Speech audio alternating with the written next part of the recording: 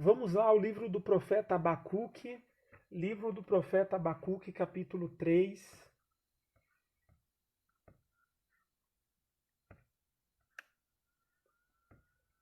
Abacuque, capítulo 3,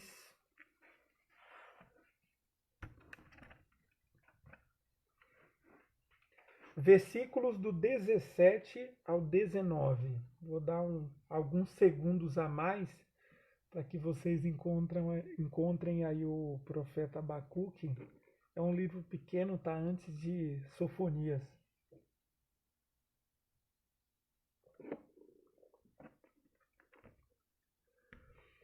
Abacuque, capítulo 3, versículos do 17 ao 19. Diz assim a palavra de Deus: Ainda que a figueira não floresça e não haja frutos nas videiras, ainda que a colheita de azeitonas não dê em nada, e os campos fiquem vazios e improdutivos, ainda que os rebanhos morram nos campos e os currais fiquem vazios, mesmo assim me alegrarei no Senhor, exultarei no Deus de minha salvação. O Senhor é soberano, é minha força. Ele torna meus pés firmes como os da corça, para que eu possa andar em lugares altos. Amém. O livro do profeta Abacuque é um livro muito interessante. Eu sou apaixonado por esse livro e pela escrita desse profeta, que viveu um período muito difícil, né? Já conversamos várias vezes, especialmente de forma presencial no café, sobre o período em que as 12 tribos de Israel elas ficaram divididas, com 10 tribos compondo o reino do norte, tendo como capital Samaria, e as duas tribos, Judá e Benjamim, o reino do sul, tendo como capital Jerusalém. E é chamado também como reino de Judá. E o profeta Abacuque foi justamente um profeta que atuou no reino do sul, que atuou ali no reino de Judá, aos arredores de Jerusalém. Boa parte dos reis de Israel e dos reis de Judá, especialmente, eles pecaram contra Deus e eles pouco estavam preocupados com a vontade de Deus. Eles faziam o que davam na telha, eles cometiam injustiças e eles iam vivendo a vida como se não precisassem responder ao Deus de Israel. Eles acabavam se esquecendo da história de fé daquele povo, dos hebreus, desde a libertação desse povo lá do Egito, através da mão de Moisés, a entrada da terra de Canaã e a todo o período de cuidado, proteção, perdão e restauração de Deus para a vida daquele povo. Mas nessa ocasião da escrita aqui do livro do profeta Abacuque, ele vai nos mostrando alguns movimentos bastante interessantes que acontecem ainda hoje na nossa construção de uma possível espiritualidade, isto é, da nossa vida com Deus e de como a gente percebe a nossa relação com Deus e como a gente percebe a relação de Deus com a existência, com o mundo, com tudo que fora criado. E o livro ele inicia justamente com a queixa bastante importante do profeta Abacuque. Durante todo o texto, que são os 3 capítulos do livro, é um diálogo entre Deus e Abacuque. Ora Abacuque fala, ora Deus fala, ora Abacuque pergunta, no momento seguinte Deus o responde. E no capítulo 1, no versículo 2, se apresenta aí no texto a primeira queixa do profeta. Até quando, Senhor, terei de pedir socorro? Tu, porém, não ouves. Clamo, há violência por toda parte, mas tu não vens salvar. A primeira queixa do profeta Abacuque era a seguinte: olha, esse povo de Judá está pecando contra o Senhor, o rei não está nem aí para o Senhor, e me parece, Senhor, nessa oração do Abacuque, o Abacuque vai dizendo: Senhor, me parece que há um silêncio, uma inatividade, uma espécie de despreocupação do Senhor. frente ao caos. É como se o Senhor não estivesse se importando com nada. A sensação do profeta é de que Deus não estava nem aí para toda a desgraça que estava acontecendo no reino de Judá naquela época. Senhor, justiça não existe. Quem deveria julgar está cometendo iniquidade, está tomando decisões por vantagens. Pobre não está sendo alimentado, viúva, órfão, ninguém está sendo cuidado assim. Os piores absurdos estão sendo cometidos por esse povo. Em todo o tempo, parece que a lei está amortecida, não tem quem se preocupe, não tem quem faça algo de bom em meus dias. Essa é a queixa e essa é a primeira oração do profeta.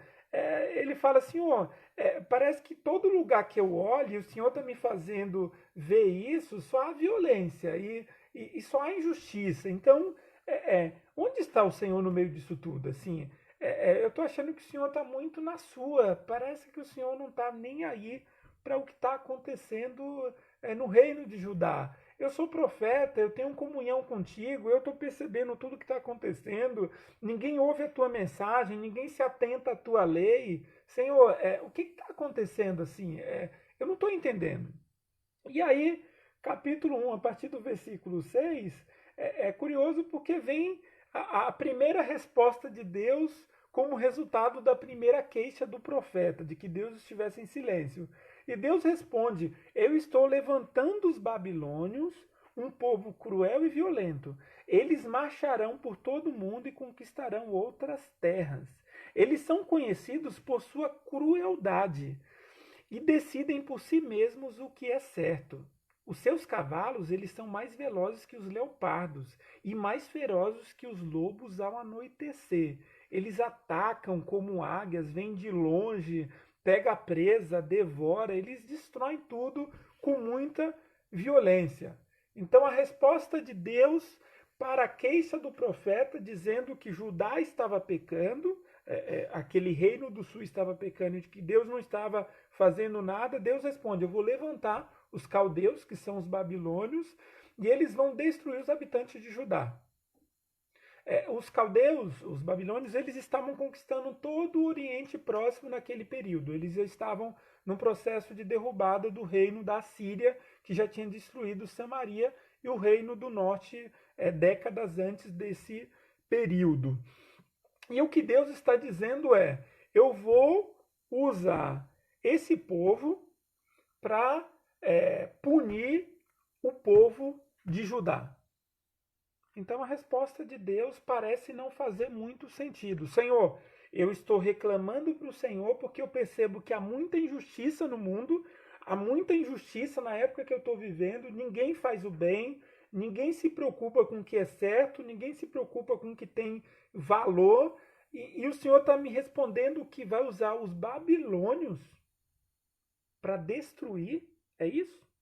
E aí vem justamente a segunda queixa do profeta, a partir do versículo 13, o Abacuque, sem entender essa atuação de Deus, o que Deus quer fazer usando essa outra nação, ele fala: mas Senhor, tu é puro, e o Senhor não suporta ver o mal e a opressão. Permanecerás indiferente diante desses traiçoeiros? Ficarás calado enquanto os perversos engolem os que são mais justos do que eles? Como assim? O Senhor vai usar uma nação impura, uma nação pecadora, para destruir uma nação mais justa do que eles? Ou seja, Senhor, eu estou reclamando do pecado e de tantos absurdos que têm acontecido em Judá. Só que ao invés de o Senhor usar alguma nação justa para nos punir, o Senhor vai usar uma nação pior para nos punir? Provavelmente o Senhor está equivocado.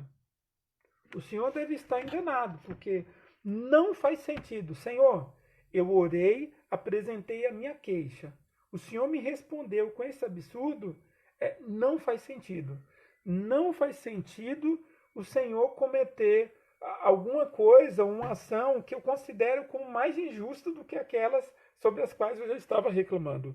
Não faz sentido o Senhor fazer isso. Não faz sentido a nação de Judá, o povo de Judá, ser punido justamente pelos babilônios, justamente por um pessoal tão cruel, tão indigno da vida. Não é possível que o Senhor vai fazer isso. E aí tem um outro movimento no texto, que é quando o profeta ele percebe que está tudo muito confuso, e no capítulo 2, versículo 1, ele diz: subirei até minha torre de vigia e ficarei de guarda. Ali esperarei para ver o que ele diz, que resposta dará a minha queixa. O que o profeta está dizendo é: Senhor, eu não aceito a tua primeira resposta. Eu vou subir, vou me retirar, vou ficar em oração.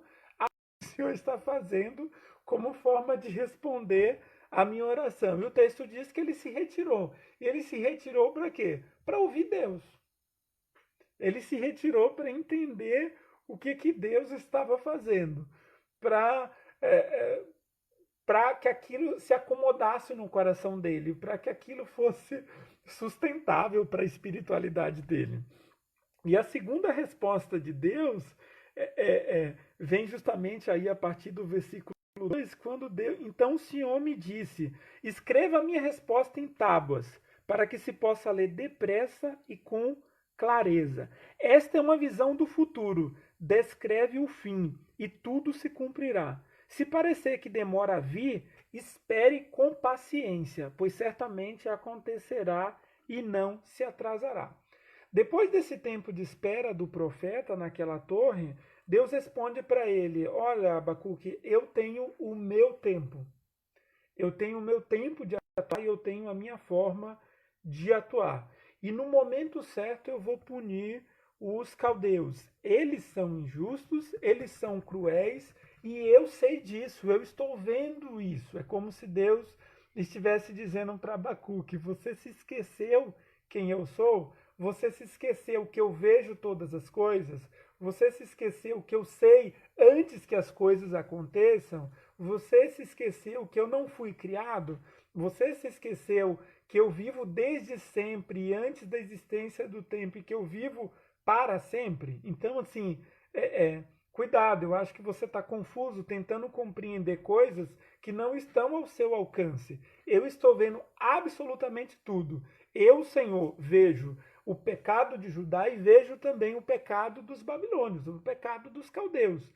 No momento certo eu vou fazer isso. E aí, ao pronunciamento então de Deus dos 5 ais, das punições, de um cântico de punição e de vergonha para os caldeus. E ele diz: ai daquele que acumula o que não é seu. Um dia eles serão saqueados. É como se Deus estivesse dizendo: ai daqueles que estão aproveitando esse momento da Covid-19, da pandemia, para vender álcool em gel com um valor acima de 200, 300%. Ai desses. Ai daqueles que estão aparecendo nas casas das pessoas em situação de fragilidade e de miséria, estão pedindo recursos, prometendo que vão fazer multiplicar aquele dinheiro. Ai desses que vão cometendo injustiça quando um povo já está sofrendo desgraça. Ai daqueles que desviam dinheiro de verbas, inclusive públicas, que estão sendo direcionadas para o combate dessa pandemia, para a sustentação de famílias carentes, para juntar esse dinheiro para si próprio, para o seu próprio prazer. E ele diz: ai daquele que ajunta em sua casa bens que não são seus. Essa casa e essa família será envergonhada. Tem gente que está se cadastrando para receber o auxílio emergencial do governo sem ter necessidade. Sem ter necessidade. Eu tenho ouvido algumas pessoas dizerem isso. Então, sem ter necessidade, para fazer reforma de casa, para mexer com outras questões supérfluas da vida num momento como esse. Os recursos, eles são do Estado e são, sim, fruto dos nossos pagamentos de impostos, e não são poucos. É um absurdo o que a gente paga de imposto nesse país, mas nesse momento os recursos, eles são limitados, eles devem ser direcionados para aqueles que de fato precisam. É cometer injustiça e é se esquecer de que Deus sabe de todas as coisas, de que Deus vê todas as coisas e todas as injustiças cometidas. É vergonha acumular aquilo que não é nosso. É vergonhoso aproveitar uma situação de calamidade pública, de miséria, situação de emergência, para tirar o quase nada que aquela pessoa, que aquela família tem. É absurdo. É absurdo usar a ação de solidariedade para se autopromover nesse momento. é absurdo. E Deus vê todas essas coisas. O terceiro ai daquele que edifica a cidade com sangue e iniquidade, mata pessoas em nome de lucro. Ai daquele que decide pelo não distanciamento social em nome da sustentação de uma economia que, na verdade, de qualquer forma, não vai se sustentar por essas semanas que se seguem. Ai daqueles que preferem sustentar uma condição de aumento de lucro em detrimento da vida de pessoas que estão morrendo e que não vão ter respirador, que vão ficar em estado grave. Ai daqueles, Deus está vendo todas as coisas. Deus não se passa dessas situações. Ai daqueles ditos profetas e pastores que estão insistindo e obrigando os membros a pagarem dízimo e um monte de oferta absurda para manter os seus grandes templos e os padrões absurdos das igrejas brasileiras. Ai daqueles, a prioridade nesse momento é cuidar de pessoas, é dar alimento para aquele que não tem, é sustentar e manter o mínimo necessário de dignidade para aqueles que precisam. Essa é a prioridade. Não é pagar contas fixas de igrejas locais. Danem-se os templos, danem-se as construções. A prioridade de Deus são pessoas, não é lucro, não é dinheiro, não é crescimento e expansão econômica. São vidas de pessoas. Nos evangelhos, Jesus nos alerta que a salvação de uma alma, a entrada de uma alma, de uma vida no reino de Deus, e que a dignidade de uma pessoa vale mais do que todas as coisas no mundo. E que ai daqueles que fizer perecer e escandalizar um dos pequenos, daqueles que sofrem, daqueles que são marginalizados, daqueles que mais são afetados em situações de calamidade. Deus está vendo todas as coisas, Deus não tem partido político, a prioridade de Deus é a vida de pessoas. Num contexto como o nosso, especialmente aqueles que são mais carentes e aqueles que mais precisam de apoio. Ai daqueles que estão usando uma situação como essa para enganar pessoas, para ludibriar pessoas simples. Ai daqueles que estão nas portas dos bancos para roubar dinheiro de auxílio emergencial daquele que está indo aos bancos fazer saques para comprar a cesta básica e para alimentar a sua família. Ai daqueles, Deus está vendo todas essas coisas. O quarto ai daquele que dera a beber ao seu companheiro com furor. Um dia essas pessoas vão beber o cálice com veneno. Ai daqueles que envergonham o seu próximo. Ai daqueles que humilham os seus próximos e aqueles que estão no seu entorno e que estão fragilizados. Ai daquele que vê alguém perecendo, caindo no buraco e coloca mais peso sobre ele. Ai daqueles que usam discurso ditatorial de fé cega, de fé enlouquecida, para extorquir pessoas que precisam de acolhimento. Ai daqueles pastores que deveriam estar pastoreando e estão tentando vender o pelo das ovelhas. Ai desses. Ai daquele que cria deuses para servi-los. Eles não te livrarão do dia do juízo, diz a palavra de Deus. Ai daqueles que criam outros deuses e não recorrem ao Deus de Israel, ao Pai de Jesus, ao Deus Criador dos céus e da terra.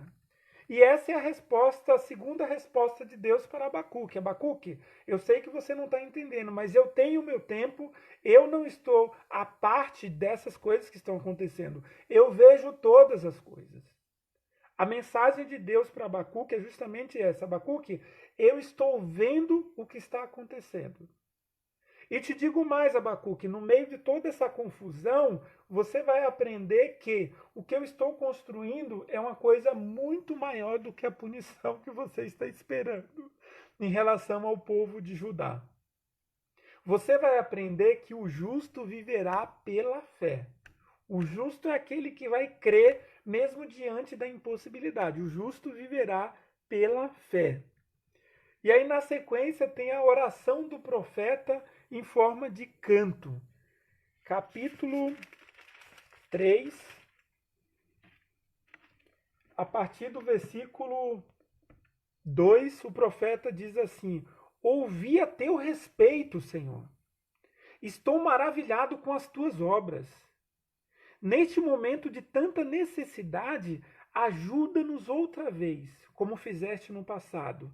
E em tua ira, lembra-te da tua misericórdia. Senhor, eu iniciei essa conversa pedindo que o Senhor punisse o povo de Judá. Agora eu estou pedindo para o Senhor se lembrar da tua misericórdia e não destruir todo Judá. Que o Senhor mantenha o remanescente necessário. Não destrua todo mundo. E aí ele agradece a Deus. Vejo Deus atravessar os desertos, vindo de Edom. O santo vem do monte Parã. Seu esplendor envolve os céus, e a terra se enche de seu louvor. A sua vinda é radiante como o nascer do sol. Raios de luz saem de suas mãos. Onde está escondido o seu poder? A peste marcha diante dele, e a praga vem logo atrás. Quando ele para, a terra estremece. Quando ele olha, as nações tremem. Ele derruba os montes perpétuos e arrasa as colinas antigas. Deles são os caminhos eternos. Vejo o povo de Cusã em aflição, e a nação de Midian treme de temor. Foi com ira, Senhor, que feriste os rios e dividiste o mar? Estavas furioso com eles? Não. Vinhas em tuas carruagens vitoriosas. Pegaste teu arco e tua aljava cheia de flechas, e dividiste a terra com rios. Os montes viram e tremeram, e as águas avançaram com violência. O grande abismo clamou e levantou bem alto as mãos. O sol e a lua pararam no céu, enquanto tuas flechas brilhantes voavam e tua lança reluzante faiscava. Marchaste pela terra com ira, e furioso pisaste as nações. Saíste para resgatar teu povo, para libertar teus ungidos. Esmagaste a cabeça dos perversos, e os descobriste a teus ossos. Com tuas armas destruíste o líder dos que avançaram como um vendaval, pensando que o povo fosse presa fácil. Marchaste sobre o mar com teus cavalos, e as águas poderosas se agitaram. Estremeci por dentro quando ouvi isso. Meus lábios tremeram de medo. Minhas pernas vacilaram e tremi de terror. Esperei em silêncio pelo dia em que a calamidade virá sobre os nossos invasores. Ainda que a figueira não floresça e não haja frutos na videira, ainda que a colheita de azeitonas não dê em nada, e os campos fiquem vazios e improdutivos, ainda que os currais morram nos campos e fiquem vazios, mesmo assim me alegrarei no Senhor, exultarei no Deus de minha salvação. O Senhor soberano é minha força. Ele torna meus pés firmes como os da corça, para que eu possa andar em lugares altos. O que o profeta está respondendo diante dessa revelação maravilhosa de Deus é: Senhor, eu estou assombrado. Eu estou assombrado com os teus caminhos, com a tua grandeza, com a tua misericórdia. E agora que eu percebo que eu te ouço, Senhor, eu peço que o Senhor avive a tua obra, expanda o teu reino em nossos dias, na história. E agora eu percebo, Senhor, que os teus caminhos são eternos. Que o Senhor não está só no agora, que o Senhor não está só no entorno dessa situação pela qual estamos passando. Eu estou percebendo que os teus planos estão aqui, mas vão além disso. Os teus caminhos são eternos. Eu estou percebendo que até a criação estremece diante do Senhor. Os montes te veem e se contorcem. E quando eu ouço, o meu íntimo, ele se comove. Porque ele percebe que o Senhor é muito maior do que eu. Ele percebe que os teus planos estão muito acima de mim. E quando eu leio esse texto, e quando eu leio a história dessa profecia do Abacuque, eu fico pensando que o Abacuque ele nos ensina ainda hoje, a palavra de Deus, a partir desse profeta, que é preciso que a gente creia, mesmo quando não conseguimos compreender. É muito difícil compreender e acomodar dentro de nós, da nossa lógica humana limitada, dos nossos pensamentos que não conseguem alcançar a mente de Deus, algumas realidades. É muito difícil compreender a injustiça. É muito difícil compreender que num momento de caos como esse, no qual estamos vivendo, há pessoas se aproveitando de gente fragilizada. É muito difícil compreender o como fica acentuada a desigualdade social no contexto de crise, o quanto algumas pessoas têm tantos recursos enquanto ao mesmo tempo outras não têm o básico necessário. É muito difícil de entender. E talvez a gente possa fazer a mesma pergunta que o profeta Abacuque: Senhor, onde está o Senhor? O senhor não está vendo que enquanto algumas pessoas estão no distanciamento social, em iates de luxo, em alto mar, preservados, com equipe médica à disposição deles, tem outras pessoas que precisam sim sair diariamente de casa para trazer o alimento? Apesar da gente admitir que é claro que, até então, a partir da ciência, a partir de vários estudos das principais universidades no exterior e aqui no Brasil também, o melhor caminho e o caminho mais efetivo, o método mais eficaz para não aumentar a curva de contaminação é, de fato, o distanciamento social e o estabelecimento dos órgãos competentes decretando quarentena, mas há pessoas que, infelizmente, precisam sair de casa, precisam ganhar o pão de cada dia, senão não tem o que comer. Será que o senhor não está vendo essa injustiça? E Abacuque nos desafia a pensar que é preciso crer mesmo quando parece que o Senhor não se importa. Quando a gente acha que estamos abandonados ou que ou que boa parcela da população, especialmente os menos favorecidos, estão abandonados por Deus. Algumas situações em que a gente ouve a partir de reportagens ou pessoas que estão em atuação direta nas comunidades carentes e pessoas relatando a dor de sentir a fome, a dor que há. Uma dor que é física, uma dor de necessidade do que é necessário para a sobrevivência do próprio corpo, mas uma dor também de sentir que são rejeitados, de sentir que são esquecidos por Deus e pelas pessoas. E isso nos angustia e o cenário era diferente, mas é o que angustiava também Abacuque. Será que o Senhor não está vendo tanta injustiça? E o desafio para nós é crer mesmo quando a gente não crê. E esse é o ponto talvez mais desafiador nesse texto. Como que eu creio quando eu olho para dentro de mim e não encontro fé?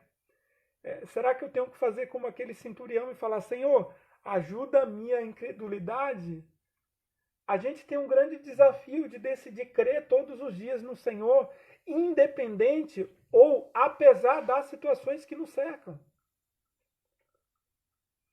É preciso fazer a decisão de crer em Deus todos os dias, apesar de não entendermos, apesar de vez ou outra acharmos que há pessoas que são sim esquecidas. E há quem pergunta onde Deus está diante do caos, diante do sofrimento. E o que as Escrituras nos dizem, especialmente nos Evangelhos, é que Deus está encarnado ali.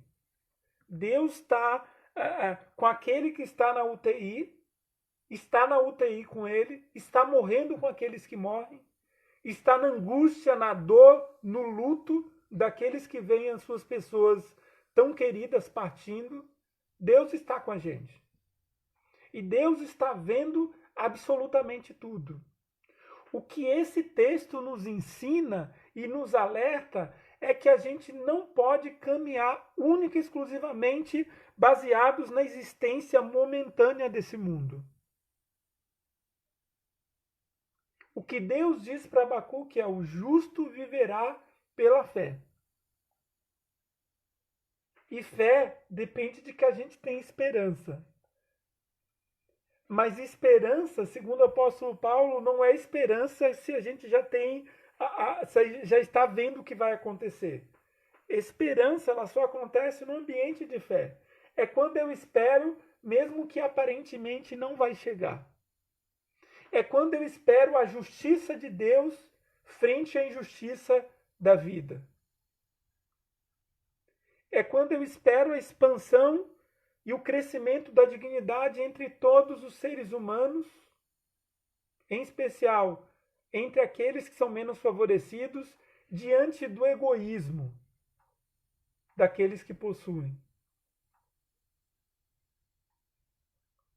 O que o texto nos desafia é a gente pedir que o próprio Deus coloque fé no nosso coração todos os dias.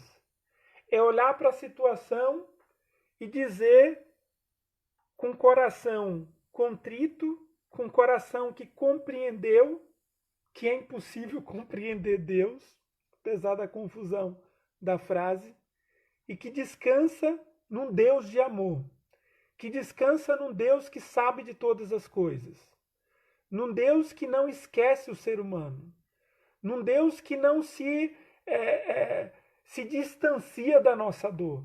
Pelo contrário, um Deus que tabernaculou entre nós, escolheu viver o nosso mundo e que, por meio do Espírito Santo, escolheu permanecer com a gente.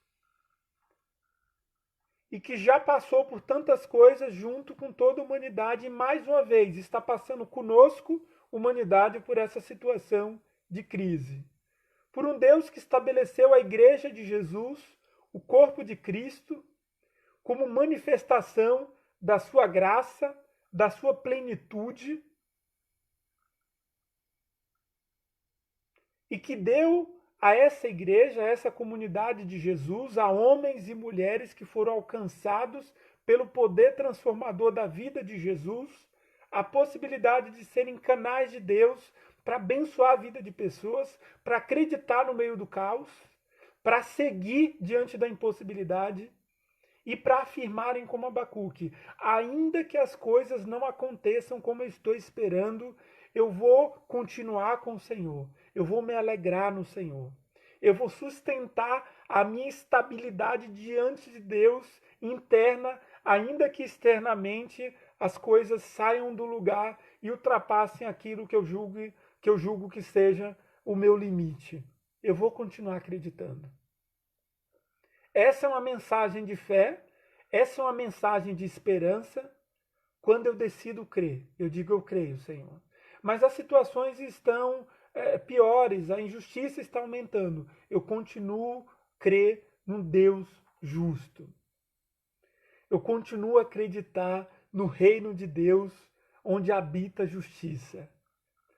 A escuridão está tomando conta da vida, está tomando conta do mundo, está tomando conta das minhas emoções. Eu continuo a acreditar que Jesus é a luz do mundo. E que quem o segue não andará em trevas, mas terá a luz da vida. Eu continuo crendo. Mas é tanta mentira, é tanta fake news, é tanta desinformação. Eu continuo acreditando na verdade de Deus, na verdade do Evangelho. Deixa eu só voltar no outro celular aqui, que eu preciso voltar para o Instagram. Voltamos, eu acho.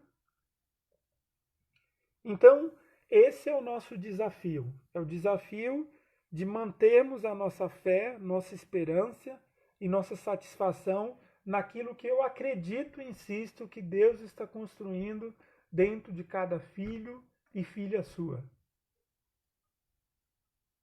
Daquilo que Deus está nos proporcionando através dessa situação. Insisto, não que Deus tenha trazido essa pandemia para nós. Não é isso que eu estou dizendo. Estou apenas dizendo que diante de toda e qualquer situação, a gente pode aprender com Jesus. A gente pode olhar para dentro de nós, a gente pode pedir que o Espírito Santo ilumine a nossa mente, o nosso coração e as nossas emoções, e que nos ensine e nos ajude a enxergar aquilo que Ele está construindo dentro de nós, porque Ele está construindo, sim, algo especial nesse tempo dentro de cada um de nós. O nosso desafio é não desistir no meio da caminhada. O nosso desafio é não esquecer de Deus. É não esquecer que Ele está conosco. Que Ele não nos abandona jamais. Que Ele se preocupa com os nossos motivos. Ele nos acompanha em nossas dores. Ele não nos deixa só. E Ele não desiste de construir uma história bonita em nós e através da nossa existência. Tomara que a gente aprenda isso e tomara que isso chegue ao nosso coração com leveza, com a leveza que só aqueles que conheceram a Jesus e que conhecem Jesus e a experiência de ter o Espírito Santo habitando dentro de si, só esses têm. Quando o desespero chegar, a gente pode clamar ao Deus que nos traz paz. Quando a angústia for profunda demais, tentar dilacerar o nosso coração, a gente pode pedir o Shalom de Deus, para que assuma a nossa interioridade, transforme a nossa angústia em alegria. Alegria daqueles que participam da existência agora, mas que vez e outra percebe que transcendem o aqui, o agora,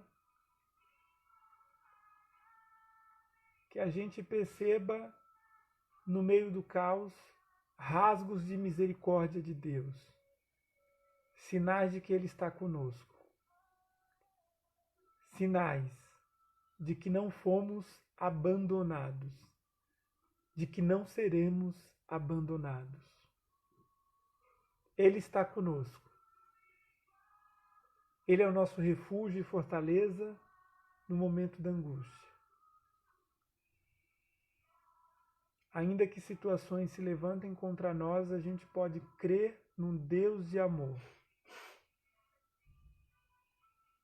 Num Deus que decidiu permanecer conosco. E que nos desafia todo dia a crer nele. Diante das situações e apesar de todos os imprevistos. Que Deus, em Cristo, nos abençoe hoje, aqui, agora, nesse tempo. Que seja um tempo de geração de fruto que vem da atuação do Deus de amor dentro de nós. Que Deus nos abençoe. Amém. Amém.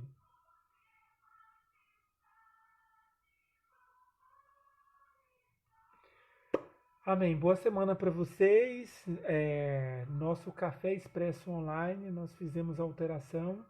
Antes acontecia todas as quintas, às 20 horas, e agora alteramos. A partir dessa semana, nosso Café Expresso Online acontecerá todas as terças-feiras, às 20 horas. Então, todas as terças-feiras, às 20 horas, quem quiser participar, a gente está usando o Skype.